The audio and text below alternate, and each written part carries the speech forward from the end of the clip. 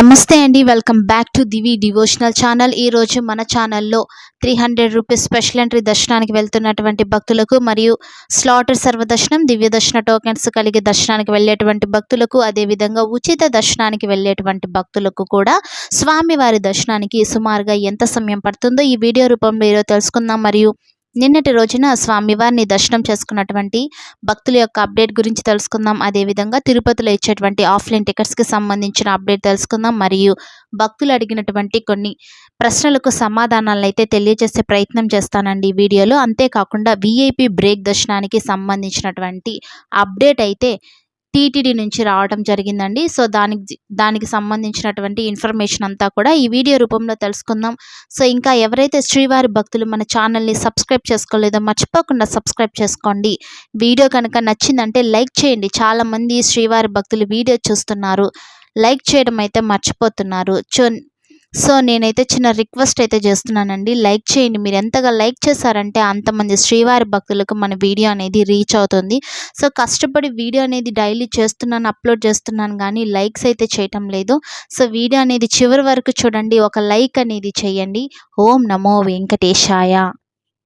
300 రూపాయల ప్రత్యేక ప్రవేశ దర్శనానికి వెళ్తున్నటువంటి శ్రీవారి భక్తులకైతే సుమారుగా 2 నుంచి 4 గంటల సమయం అయితే దర్శనం కోసం పడుతుందండి.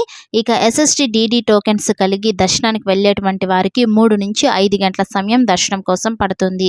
ఇక ఉచిత దర్శనానికి ఎవరైతే వెళ్తున్నారో వారికి దాదాపు 20 గంటల సమయం అయితే దర్శనం కోసం పడుతుంది. అనగా ఆల్రెడీ క్యూ లైన్లో వెళ్ళి కంపార్ట్మెంట్లో వెయిట్ చేస్తున్న వారికి అయితే 15 గంటల సమయం అయితే పడుతుందండి.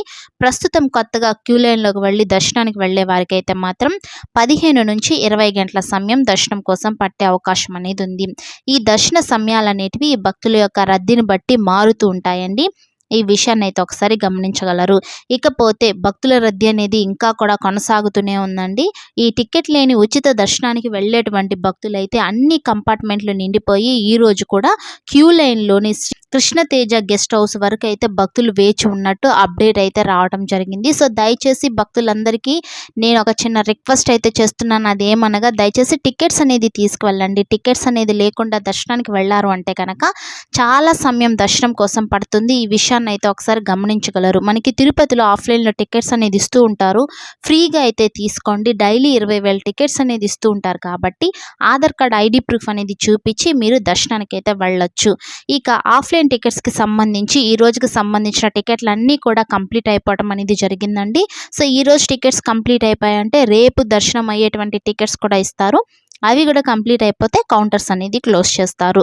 ఇకపోతే విఐపి బ్రేక్ దర్శనానికి సంబంధించి అప్డేట్ కనుక చూసామంటే మామూలుగా విఐపి బ్రేక్ దర్శనాలు అనేటివి ఎలక్షన్ కోడ్ అయితే మనకి ఎప్పుడు రిలీజ్ అయిందో అప్పుడే ఈ బ్రేక్ దర్శనాలకి సంబంధించి అన్ని సిఫారసు లేఖలు అనేది తీసుకోవడం లేదని టీటీడీ నుంచి మనకి అప్డేట్ అయితే రావటం జరిగింది. దానికి సంబంధించి వీడియో కూడా నేను వివరించడం అనేది జరిగింది. సో ఆ తర్వాత విఐపి బ్రేక్ దర్శనానికి సంబంధించి ఎటువంటి సిఫారసు లేఖలు అనేటివి స్వీకరించలేదు. కాకపోతే ఇప్పుడు తిరుపతిలో వచ్చినటువంటి అప్డేట్ ఏంటంటే జూన్ 30 వరకు శుక్ర, శని, ఆదివారాలలో విఐపి బ్రేక్ దర్శనాలను రద్దు చేస్తున్నారు అని అంటున్నారు.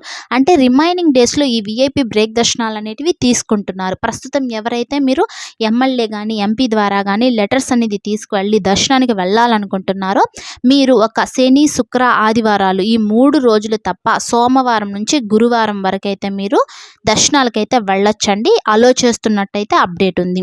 సో దీన్ని కొంచెం వివరించే ప్రయత్నం అయితే చేస్తాను. వేసవి సెలవులు, ముఖ్యంగా ఎలక్షన్లు పూర్తి కావటం, విద్యార్థులకు పరీక్షల ఫలితాలు విడుదలైన నేపథ్యంలో తిరుమలలో భక్తుల రద్దీ కొనసాగుతున్నది.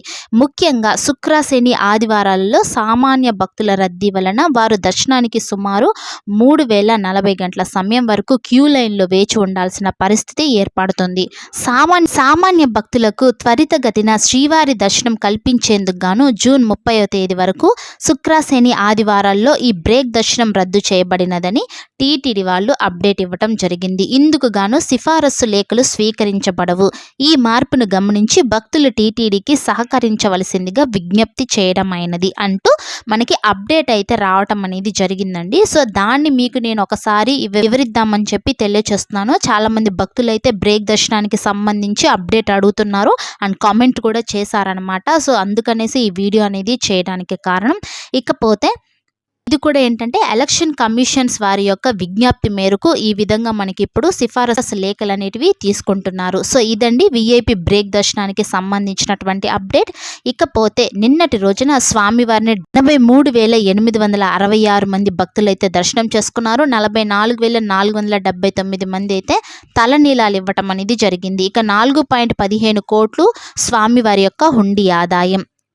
ఇవండి తిరుమల తిరుపతి దేవస్థానానికి సంబంధించినటువంటి దర్శన అప్డేట్స్ మరియు విఐపి బ్రేక్ దర్శనానికి సంబంధించి వచ్చినటువంటి అప్డేట్.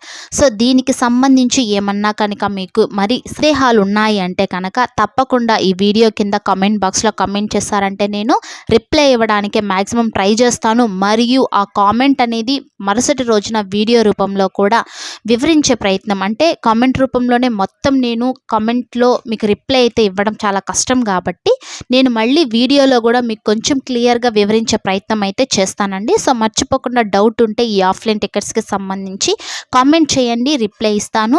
మన ఛానల్ని అయితే మీరు మర్చిపోకుండా సబ్స్క్రైబ్ చేసుకోవడం మర్చిపోవద్దండి. ఓం నమో వెంకటేశాయ.